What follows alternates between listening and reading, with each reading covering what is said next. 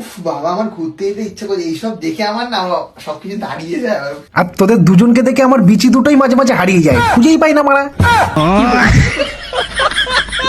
ইচ্ছা করছে না যেতে। তোমার ইচ্ছা করছে না যেতে? তাহলে ঘরে বসে খাও চেটে চেটে, তাছাড়া তো তুমি কিছুই করতে পারবে না, বান্টু কাটা প্রাণী।